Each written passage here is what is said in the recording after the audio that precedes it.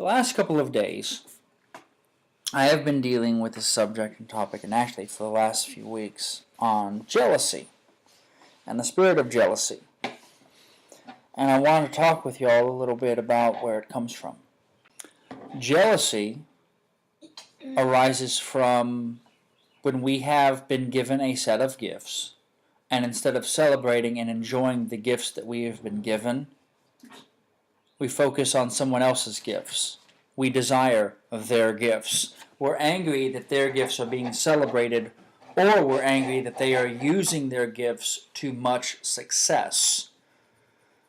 So what happens is, instead of enjoying the gifts that we've been given, we're not satisfied with that, and we want the gifts that someone else has, or we want the accolade, or the celebration, or the praise, or the enjoyment that they're enjoying because they're using their gifts, and their gifts are reaping for them good things. It ties in so much with the covet that you spent so much time on coveting in Uh-huh. our morning devotions. It ties in so much with that. Correct. So if you go in, you talk about the Sermon on the Mount.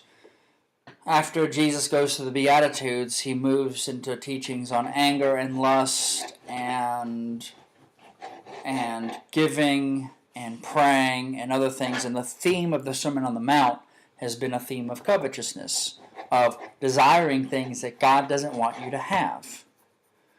Now, here's the thing. Every good and perfect gift comes from the Father of lights. James 1:16 and 17. So he's given each of us a huge amount of gifts, an untapped mine, and he has given us the tools, the pickaxes, the shovels, the dynamite, the filing tools.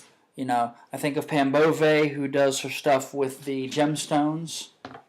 An incomparable selection of tools to go after the mine of gifts that he's put into us. If you look at the first half of Job 28, he talks about the earth is turned up underneath as by fire.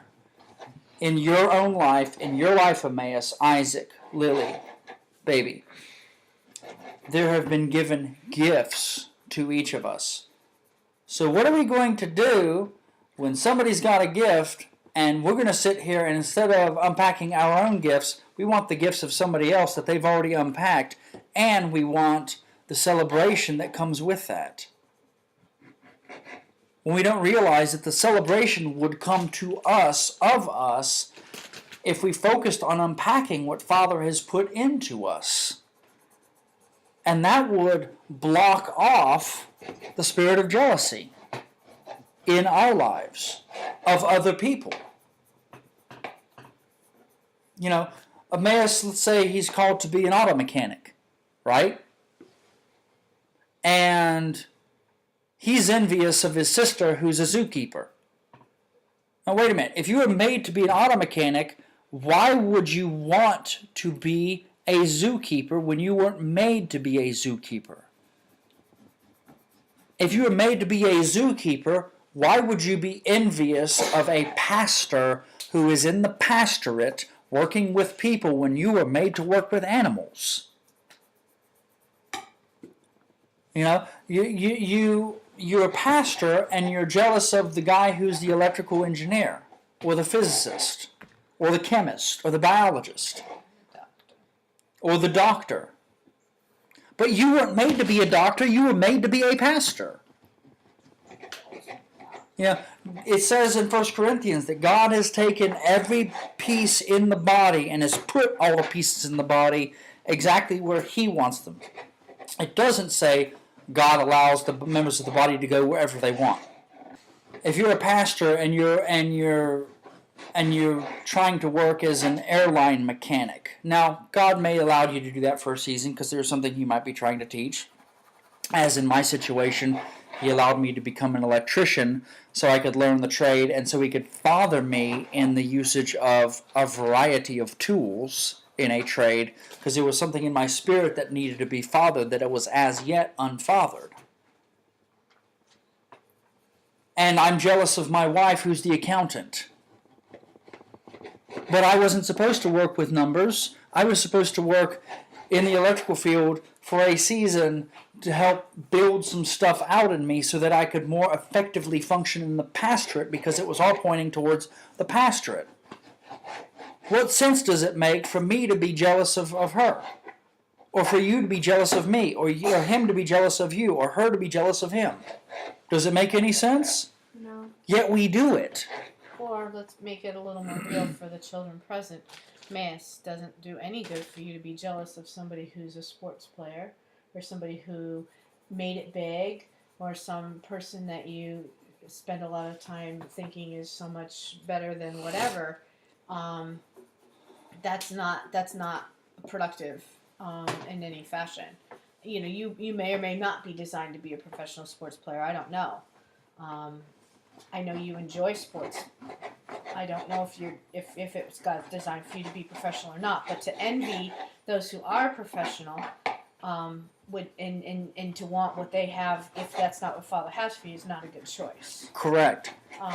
You know, for Lily, for a lot of these orders, you know, getting your eye on a superstar or a singer or somebody who's made it big, quote unquote, and has their quote unquote life put together, and I wish that was my life and that's where I was.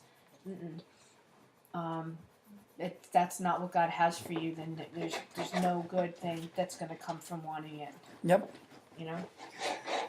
And then when we end up envying people and manifesting a spirit of jealousy, then the people who are involved with the people that we're jealous of, if their discernment is anything resembling a sharp bit of discernment, they pick up on it, and it affects the entire body.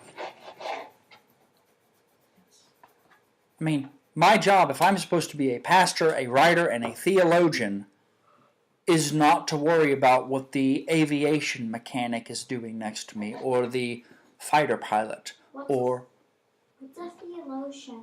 A theologian is somebody who studies the truths of God and makes those truths known to other people.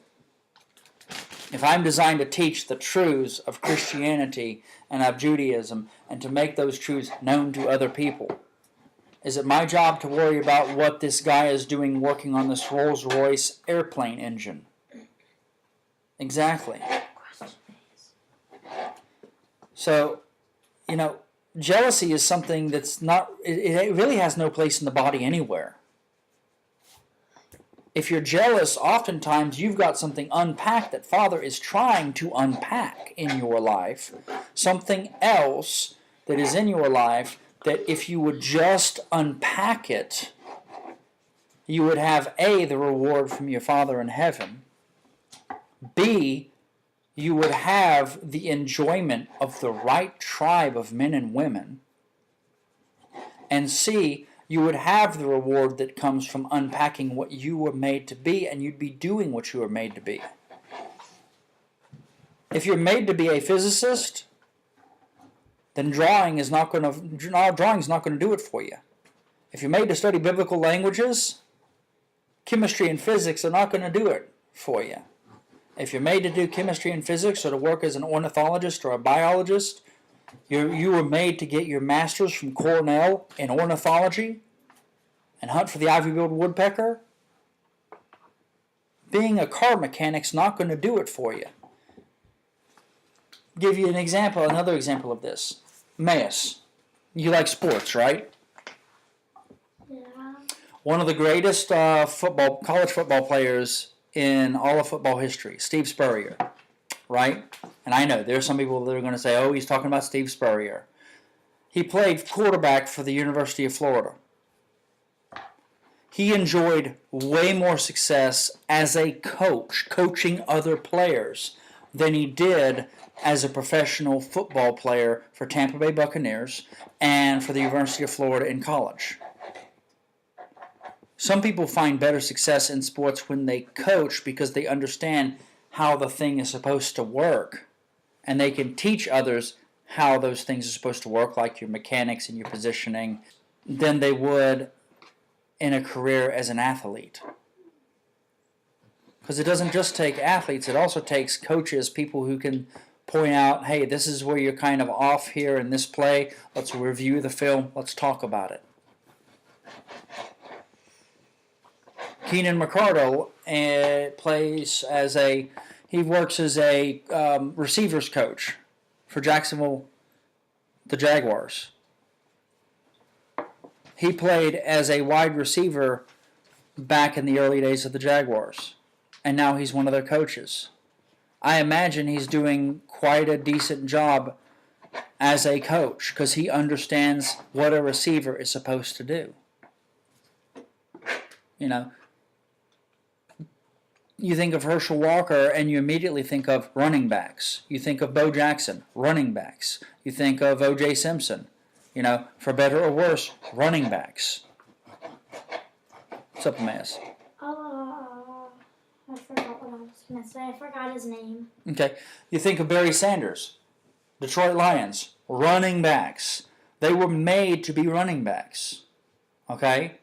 But they weren't made to be mechanics or anything else. When you get that focus on your design and you unpack what Father wants to unpack out of you so you can work at it at a high level, you will have all kinds of fulfillment. On the other hand, you work in the spirit of jealousy and you'll have absolutely no fulfillment, and chances are you can end up robbing some other people of some of their fulfillment. So gang, our job is not to walk in jealousy, and it's not to tolerate jealousy. It's to walk in unpacking the presence that Father has given us. The one who is totally infinite has given us each a portion of that infinity to unpack. And we're jealous of somebody else's infinity when we've got our own portion of infinity. That doesn't make a whole lot of sense. Let's go after the infinity that is ours. I have some passages that I wanted to connect with y'all on that actually cover this theme. Genesis 37:11. And his brothers were jealous of him, but the father kept the saying in his mind. Joseph. So Joseph. That is Joseph, exactly. Now here's the thing. Joseph was designed to lead a nation and rule a nation. The brothers, instead of being concerned with unpacking their own treasures, wanted what Joseph had. But they weren't designed to lead nations the way he was. Okay? Numbers 11. Joshua says in about verse 28, he says, Moses, my Lord, restrained them. And Moses replies in verse 29, but Moses said to him, are you jealous for my sake? Would that all the Lord's people were prophets, that the Lord would put his spirit on them. And Joshua was referring to a group of people who were prophesying outside the camp. Right? But here's the thing. Moses had the right focus. I'd like everybody to share some of this load. You know, children of Israel weren't sharing. They were having issues walking in what Father wanted them to walk in as a nation and hear his voice for themselves. But here's the kicker. We were designed to do what Father wanted us to do and not be concerned with what Father wants to do in the life of someone else except as a point of celebration. You know, when we live as though we have been given no gifts and we want to go after somebody else's gifts, we prove not only do we have the spirit of jealousy, but we also have the spirit of poverty. We act like the Father has not given us gifts when he's given us wealth beyond nations. One unpacked person walking in their design and flourishing in their design is more powerful than the wealthiest nation on the planet. Acts 17:5. But the Jews were jealous, and taking some wicked men of the rabble, they formed a mob, set the city in the uproar, and attacked the house of Jason, seeking to bring them out to the crowd. First, Moses says in Romans 10:19, I will make you jealous of those who are not a nation. With a foolish nation I will make you angry. Romans 11:14, in order somehow to make my fellow Jews jealous and thus save some of them. Guys, jealousy, not a good thing. the Lord can use it as a tool to provoke people, but here's the thing. Where are you going with that jealousy? Are you trying to steal somebody's stuff? Or are you taking it to the Lord so that He can purify you of it, so that you can walk in what you were made to walk in? He designed you to pursue unpacking the things He put into you. And you're going to tell me that you'd rather have somebody else's gifts than your own gifts? He's given you wealth and you're pursuing somebody else's wealth. You want to steal it. You want to remove it. You want the glory that's going to them, the blessing that's going to them, the honor that is flowing to them, the dignity that is flowing to them. It doesn't make a whole lot of sense. Just go after the stuff that Father has already assigned to you. Right? Because if you don't, if you go after somebody else's stuff, that jealousy will do what to your heart? Corrupt it and eat it alive. Not to mention, you could be damaging the person you're jealous of. How so?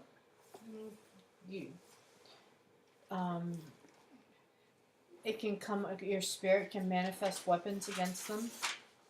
It can cause them to have physical pain. It can cause them to not be able to fully function. There could be what's the right word? A block or a cloud or a haze, so that it's hard for them to move forward. There's a negative, the person that you're jealous of, there's a very negative impact on the person that you're operating in jealous of.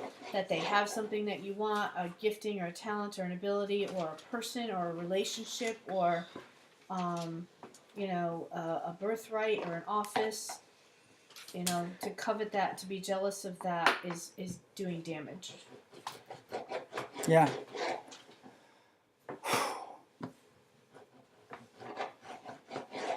Jealousy also damages the body. It damages people that you're supposed to be in relationship with, that you were meant to be in relationship with. And it causes other people to distance themselves from you because you manifest these nasty spiritual weapons and send them hurling at these other people, and then what happens? You end up decimating relationships because you want what somebody else has. You end up messing up relationships because you want what somebody else has. And as a result, relationships get torn apart. Father doesn't want that. He doesn't want you focusing on what somebody else has and destroying friendships and a body and a community. He wants you unpacking what you have, because what you have is needed to strengthen the community. Right. You have something critical to the community, and if you're part of a community, God did not put you in that community or allow you to come into that community so that you could tear that community apart with your jealousy. Whether or not you realize that we as believers have weapons, and we can use those weapons for good or for evil.